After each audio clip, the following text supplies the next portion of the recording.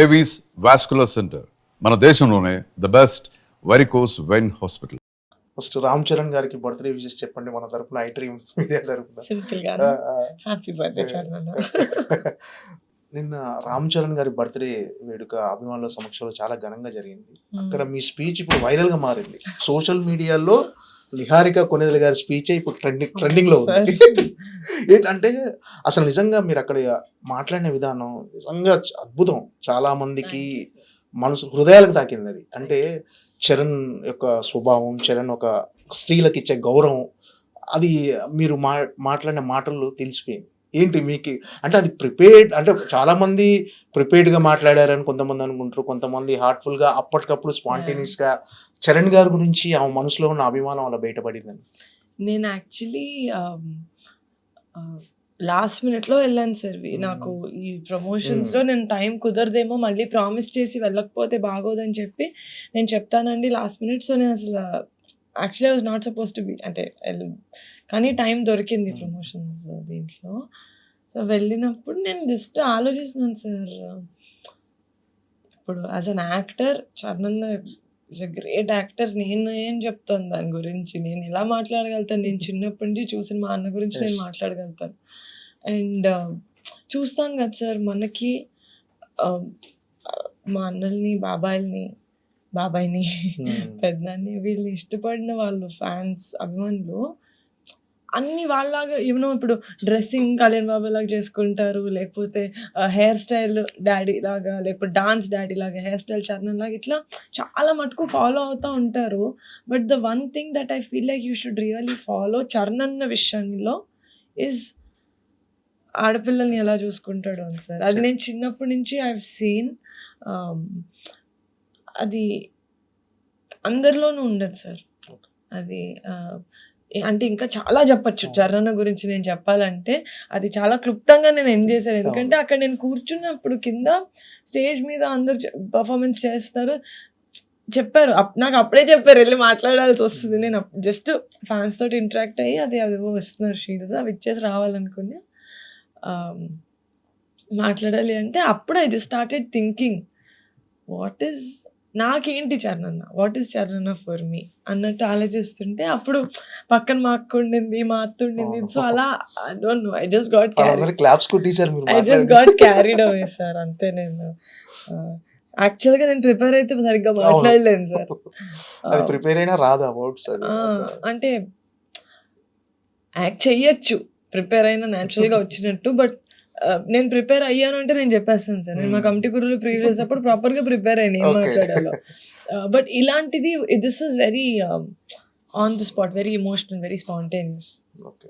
అంటే ఆ వర్డ్స్ అంటే ఇప్పుడు ఎవరైనా ఫోన్ చేశారా మీకు, అమ్మ చాలా చక్కగా మాట్లాడావు, చాలా ఫోన్స్ వచ్చి ఉంటాయి కదా ఖచ్చితంగా. కొంతమంది అంటే ఇలాంటి విషయాల్లో చరణ్ని ఫాలో అయ్యే, లేకపోతే చరణ్ని ఇష్టపడ్డే అబ్బాయిలు చెప్పడం కన్నా అమ్మాయిలు చెప్పడం, అమ్మాయిలు చెప్తే ఇట్స్ కరెక్ట్గా హార్సెస్ మౌత్ నుంచి వచ్చినట్టు కదా. సో నేను చూస్తున్నాను కదా సార్, మా అన్న ఎట్లా చూస్తారో ఇంట్లో అమ్మాయిలు. Too good. అంటే మీరు మాట్లాడిన స్పీచ్కి ఎక్కడో చదివా, అంటే సింపుల్గా నిహారిక గారు అందరూ చరణ్ గారి హెయిర్ స్టైలు, చరణ్ గారి డ్రెస్సింగ్ స్టైల్ ఫాలో అవుతుంటారు కదా, అలా కాదు చరణ్ గారి లైఫ్ స్టైల్ ఫాలో అవ్వాలి. And it's not easy, it's not easy sir. Charan లాగా పని రాక్షసుడు సార్. దెబ్బ తగిలిన తర్వాత నాకు తెలియలేదు సార్. నాకు ఏదో ఇంటర్వ్యూలో తిరుపతిలో ఎక్కడో సర్ప్రైజ్ గా చెప్పారు, షాకింగ్ గా. నాకు ఐ డోంట్ ఈవెన్ రియలైజ్, నాకు అసలు కుదురుగా చూసా మైక్ పట్టుకుని ఎవరు అంటే ఏంటిది అని. నేను తర్వాత సర్లే ఓకే లేదు, పక్కన శ్రీను చెప్తాడు లేదమ్మా పర్లేదు బాగానే ఉన్నారు అంటే సరే ఓకే. ఇంకా అనుదీప్ గారి గురించి ఏదో అడిగారు చెప్తున్నా, కానీ ఇక్కడ కమోషన్ స్టార్ట్ అయింది నా టీంలో. So I got very distract అయ్యాను. ఇదంతా కాదు మీరు మాట్లాడండి. సో నేను ఇంకా అప్పటికి నా ఫోన్ స్విచ్ ఆఫ్. సో ఇంకా మా అసిస్టెంట్ని ఎవరికో ఫోన్ చేసి అట్లా అయిపోయింది. ఫోన్ చేసి చరణ్తో మాట్లాడిన తర్వాత నేను కుదుటపడ్డా కొంచెం. ఏం లేదు అన్నాడు. ఓకే మరి రెస్ట్ తీసుకొచ్చారన్న అంటే లేదమ్మా అదేంటి షూట్ ఉంది రేపు. గుడ్లు పెట్టుకొని షూట్కి వెళ్ళడం ఏం చరణ్ అంటే ఈసారి లేదు you know we have to release కదా షూట్ ఉంది. మోనే కదా అన్నా. నిన్న వెళ్ళిపోయాడు షూటింగ్ చరణ్ గారు, Yeah, చూశాను నిన్న yeah, sir. Shooting. Yeah, sir. Fans ని కలిశారు నిన్న షూటింగ్ సెట్ లో, ఫ్యాన్స్ వచ్చి అందరూ కలిశారు. It's not Oh. easy, sir, బాబు. ఎలా ఉంటుంది అసలు చరణ్ గారితో మీ బాండింగ్? అంటే ఒక అన్నయ్య చెల్లి బాండింగ్, లేకపోతే ఫ్రెండ్ గా ఉండి మిమ్మల్ని మోటివేట్ చేయటం ఇలాంటి? సార్ వాళ్ళు వాళ్ళు ఎక్స్పీరియన్స్ చేసిన లైఫ్కి వాళ్ళు కలిసే అంత పెద్ద పెద్ద మనుషులు, అంత అకంప్లిష్డ్ పీపుల్ తోటి చరణ్ యాక్చువల్గా వచ్చి అసలు నా కెరియర్ గురించి నేను ఇవి చేసే గురించి చెప్పే అవసరం లేదు సార్. వాళ్ళు ఎప్పుడు నాకు సపోర్ట్ చేస్తారని నాకు తెలుసు. వాళ్ళు చెప్పినా చెప్పకపోయినా నాకు తెలుసు. As a sister, as a family member వాళ్ళు సపోర్ట్ చేస్తారని తెలుసు. కానీ నేను ఏ చిన్నది చేసినా ఫోన్ చేసి చాలా బాగా చేస్తున్నావు, నేను చూస్తున్నాను, నేనేం చేయాలి చెప్పు, నేనేమైనా హెల్ప్ చేయను, నేను సపోర్ట్ అలా అవసరం లేకపోయినా చరణ్ చేస్తాడు సార్. That is Charan. చిన్నవాళ్ళు పెద్దవాళ్ళు వీళ్ళకి నేను చెప్పేంటి, వీళ్ళకి మనం ఎందుకులే చెప్పాలి, అస్సలు లేదు సార్. చిన్నదైనా he'll call and he'll appreciate. అది ఇంకోటి ఏంటంటే, నీకేం తెలుసు నువ్వు చిన్నదానివి అని ప్రతి ఇంట్లో చూస్తాం సార్. చిన్నపిల్లల మాటలు ఎవ్వరు సీరియస్గా తీసుకోరు. చిన్నప్పటి నుంచి చరణ్ నా మాటలు సీరియస్గా తీసుకున్నాడు సార్. ఓకే. ఈ రెస్పెక్ట్స్ అంటే తన ఏజ్కి అప్పుడు తను ఉన్నదానికి ఇది వింటుంది, ఇది చెప్తుంది, నేను వింటాను అని. అది ఐ డోంట్ నో సార్. ఇంకా అది డాడీ మమ్మీ ఇంకా చరణ్ని యూనో పెంచిన విధానం, మా అక్కలు కూడా అంతే సార్. నాకు అసలు దే ఆర్ ఎప్పుడు పెద్దనాన్న పిల్లలు అట్లా లేదు మా ఇంట్లో. నేను డాడీని కూడా డాడీ అని ఎందుకు పిలుస్తాను అంటే, చరణ్ వాళ్ళు పిలవడం స్టార్ట్ చేసినప్పుడు మా అన్న అలా పిలిచాడు, మా అన్నని చూసి నేను పిలిచాను. సో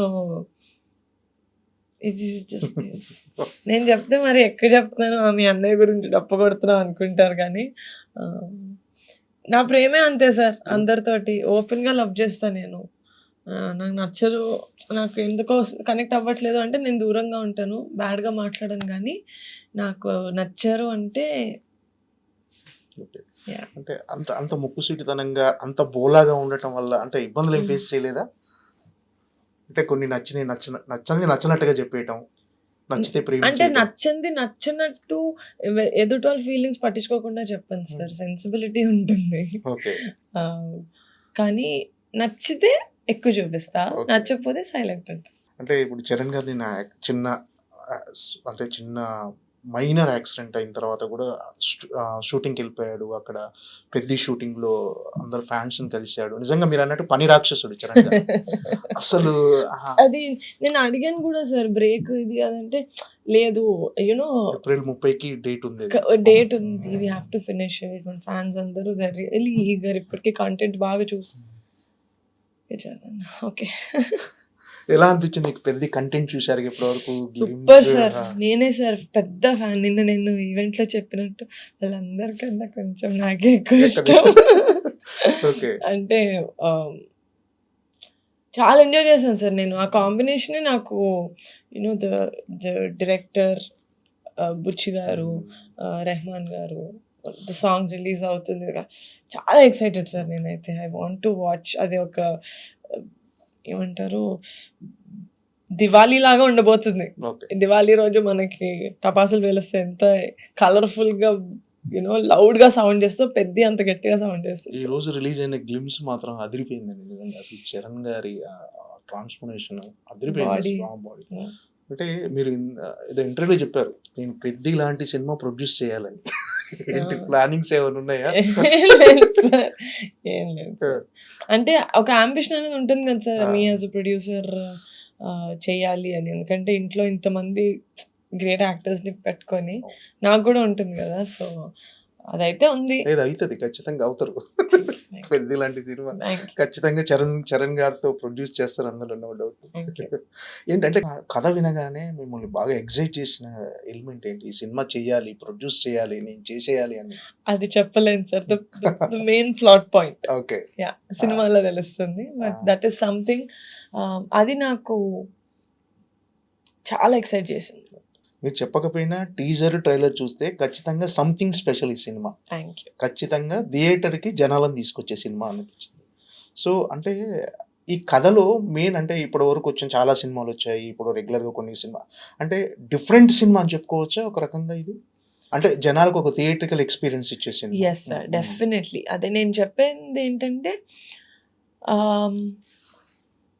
థియేటర్కి వచ్చే ముందు మన లైఫ్ని ఒక 2.5 hours పాజ్ చేసి థియేటర్కి వస్తే ఇట్స్ ఎంటైర్లీ అస్సలు సంబంధం లేని ప్రపంచం అని చెప్పను యూనో. ఎందుకంటే ఆ విలేజ్ డ్రామా అంతా ఉంటుంది, మనం రిలేట్ చేసుకునే కామెడీ ఉంటుంది. హీరో క్యారెక్టర్ అయితే And for more videos, Please subscribe to iDream. Please subscribe to iDream. Please subscribe iDream. And please subscribe to iDream. For more videos, subscribe to iDream. please like, share, and subscribe to the channel. Congratulations, iDream. Subscribe to iDream. Subscribe to iDream. So subscribe to iDream Media. iDream ki iDream team andarki huge congratulations. Please subscribe iDream Media. Please subscribe to iDream. Subscribe iDream. Please subscribe to iDream. iDream అంటే నా కళల channel subscribe చేసుకున్న నోరు తిరుగుతలేదు, మీరైతే గంట గుర్తు కొట్టండి. For more such videos, please subscribe to iDream. Subscribe to iDream. Please subscribe to iDream. Please subscribe iDream Media. Please do subscribe to iDream. Please subscribe to iDream Media. For best entertainment and information,